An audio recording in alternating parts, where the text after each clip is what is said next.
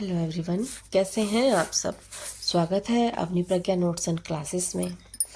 जैसा कि हम उत्तर मध्यकालीन काव्य का प्रीवियस पेपर सोल्व कर रहे थे 2025 वाला। तो हमने फर्स्ट क्वेश्चन से लेकर 31 क्वेश्चन तक हमने सोल्व कर लिए थे लास्ट वीडियो में।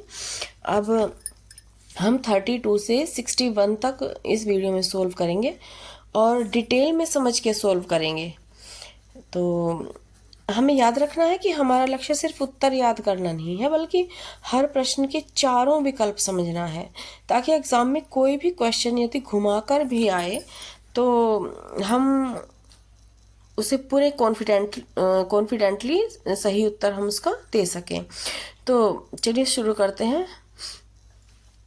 32 नंबर पे है क्वेश्चन, बिहारी सतसई में कितने दोहे हैं। तो ऑप्शन दिए हैं 703, 713, 723 या 743। तो वैसे तो बिहारी सतसई में 713 से 719 तक भी मानी गई है संख्या, और पंडित जगन्नाथ दास रत्नाकर ने 713 मानी है, और डॉक्टर नगेंद्र ने 713 दोहे और उनमें 6 सोरठा, इस प्रकार 719 मानी है। अब चूंकि इसमें कन्फ्यूज़न ही नहीं है, 719 तो कोई ऑप्शन है नहीं, 713 हमें दिखाई दे रहा है, तो हमारा उत्तर यही होगा 713। तो बिहारी सतसई में कितने दोहे हैं? 719, 713। और सपोज करो अगर 719 आता है, वैसे तो दोनों ऑप्शन एक साथ नहीं आएंगे ये, लेकिन अगर कहीं भी अगर 713 ना हो तो 719 वाला ऑप्शन बिल्कुल सही है। नेक्स्ट क्वेश्चन है, रीति का अर्थ। रीति का अर्थ है अलंकार, रस, भाषा या पद्धति। तो ये काव्य प्रवृत्ति की विशेष पद्धति को रीति का नाम दिया गया था। घनानंद की काव्य भाषा है अवधी, ब्रिज, खड़ी बोली या भोजपुरी। तो घनानंद की काव्य भाषा थी ब्रज भाषा। भूषण भनत नाद विहद नगारन के, नदी नद मद गैबरन के रलत हैं। एल फैल खेल भैल खलक में गैल गैल, गाजन की ठेल पेल सैल उसलत हैं। तो प्रश्न है, ये पंक्तियाँ किस ग्रंथ से ली गई हैं? तो ये पंक्तियाँ जो कवि भूषण हैं उनके द्वारा रचित हैं, और ये शिवराज भूषण से ली गई हैं। और कवि भूषण ने छत्रपति शिवाजी महाराज की वीरता और युद्ध कौशल का बहुत ही सजीव वर्णन इसमें किया है। तो ये शिवराज भूषण की पंक्तियां हैं। अगले क्वेश्चन पर आ गए। हीन भये जल मीन, अधीन कहा कछु मोह अकुलानि समाने। ये 36वां प्रश्न है, और इन पंक्तियों के रचनाकार का नाम पूछा है। तो इन पंक्तियों के रचनाकार हैं घनानंद। और 37 नंबर पर है, गुरु गोविंद सिंह सिख धर्म के कौन से गुरु हैं। तो हम यहाँ पर ये बात भी अच्छे से समझ लेंगे कि गुरु गोविंद सिंह जो थे वो 10वें गुरु थे, और साथ ही साथ यदि क्वेश्चन ये आता है कि अंतिम गुरु कौन थे, तो वो भी गुरु गोविंद सिंह ही थे। गुरु गोविंद सिंह सिख धर्म के अंतिम गुरु थे, और इनका जन्म 22 दिसंबर 1666 को पटना में हुआ था, बिहार में। और इन्होंने 1699 में खालसा पंथ की स्थापना की। और 9वें गुरु तेग बहादुर इनके पिता थे, और माता गुजरी इनकी माता का नाम था।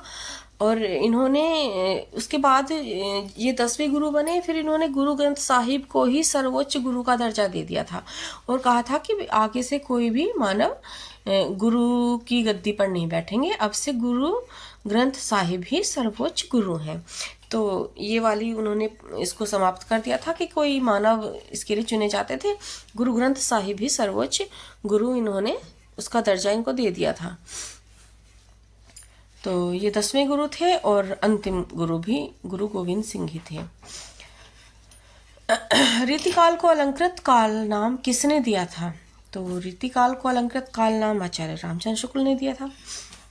क्योंकि इस काल की जितनी भी रचनाएं हैं सब में अलंकारों का बड़ा बढ़ा चढ़ा कर वर्णन है, अलंकारों का अतिशयोक्तिपूर्ण वर्णन किया गया है। मतलब एक पांडित्य प्रदर्शन की प्रवृत्ति इस काल में रही। तो ये अलंकृत काल नाम आचार्य रामचंद्र शुक्ल जी ने इस रीतिकाल को दिया था।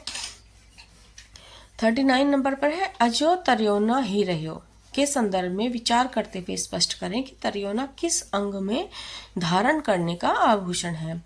तो अजो तर्योना, अजो होता है, अजो कान में पहने जाने वाला एक आभूषण होता है।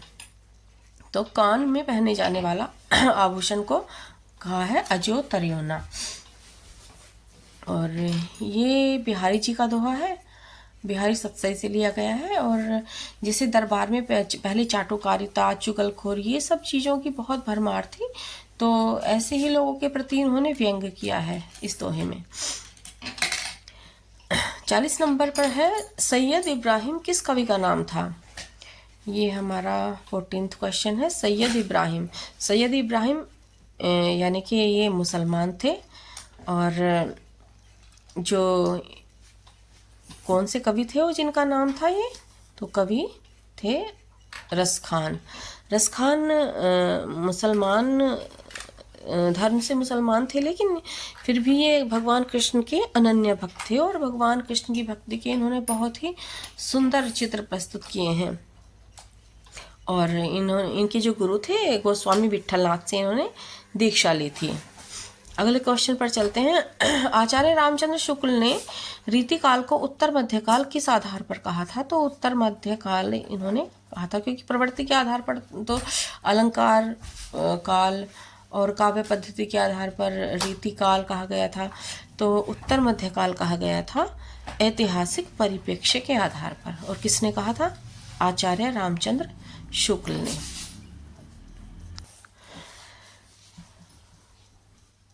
नेक्स्ट क्वेश्चन है बिहारी किस वर्ग के कवि हैं? रीति मुक्त, रीति सिद्ध, रीतिबद्ध या रीति सिद्ध? तो बिहारी रीति सिद्ध कवि थे।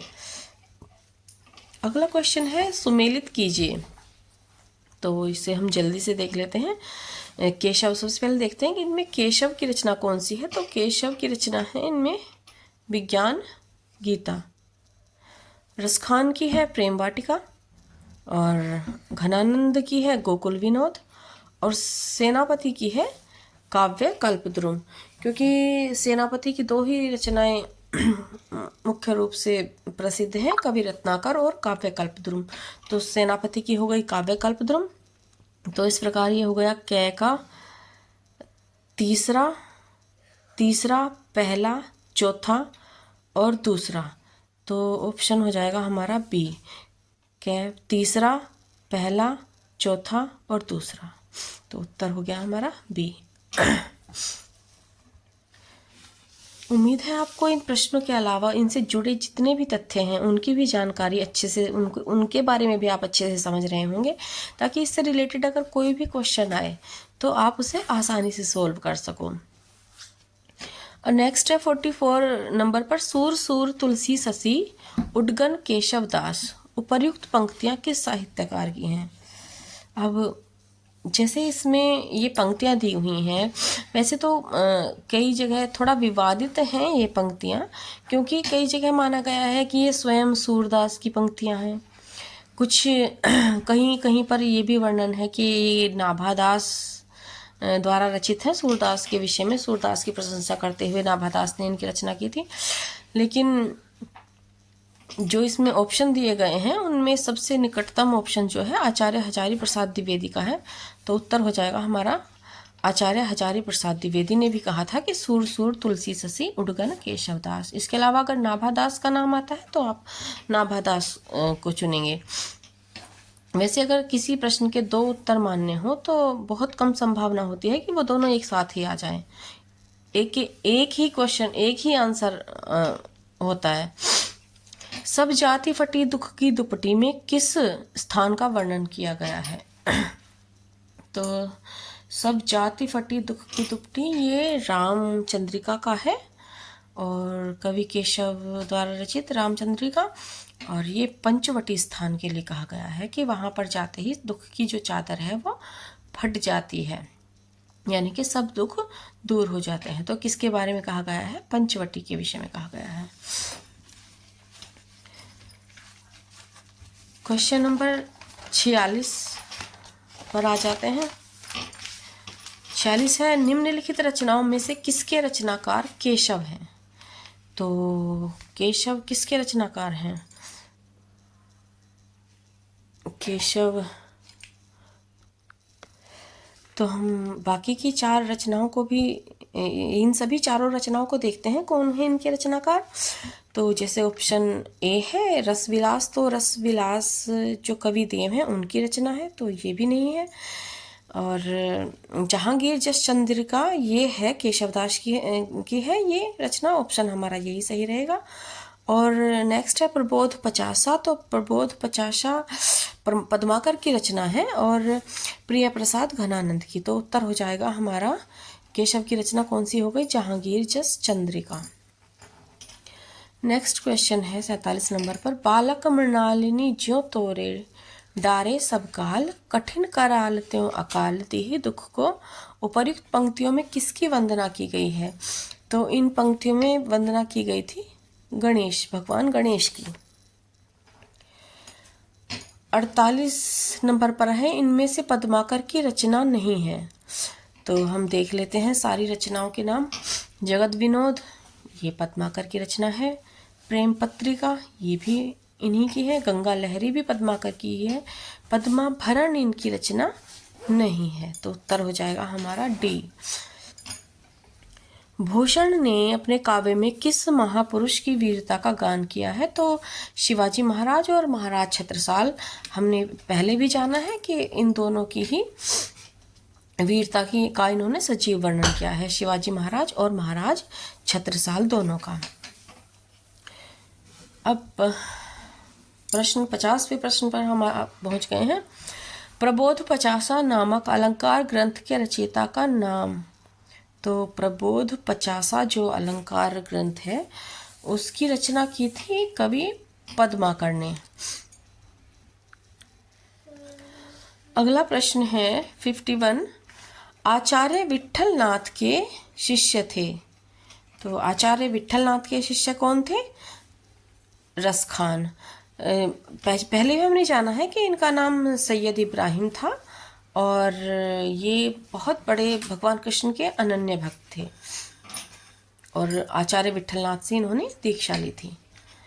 कठिन काव्य का प्रेत किसे कहा जाता है? तो कठिन काव्य का प्रेत केशव को, क्योंकि इनके काव्य में अलंकारों की इतनी प्रचुरता है, कहीं ऐसा लगता है कि जानबूझकर अलंकारों का प्रयोग किया गया है, तो इन्हें कठिन काव्य का प्रेत इसीलिए कहा जाता है। आचार्य रामचंद्र शुक्ल ने रीतिकाल की समय सीमा मानी है। तो ये क्वेश्चन है हमारा 53। तो इसमें रीतिकाल की समय सीमा जो थी आचार्य रामचंद्र शुक्ल ने 1700 से 1900 तक का विक्रमी संवत तक का समय माना था। अब अगर यदि ऑप्शन विक्रमी संवत में ना आए, सन में आ जाए, तो सन था 1643 से 1443 तक का समय। और एक बड़ी इंटरेस्टिंग बात हम यहाँ पर ये जान लेते हैं कि यदि हमें संवत या सन में से एक भी विषय का पता है, भी संवत ये है, सन ये है, तो यदि हमें संवत पता है और हमें सन निकालना है तो हम उसमें से 57 माइनस कर देते हैं, 57 को कम कर देंगे तो हमारा सन आ जाएगा। और अगर यदि हमें सन का पता है, विक्रमी संवत में हमें बताना है, तो जो सन दिया हुआ है वो उसमें हम 57 वर्ष जोड़ देंगे, तो इस तरह हमारा विक्रमी संवत आ जाएगा।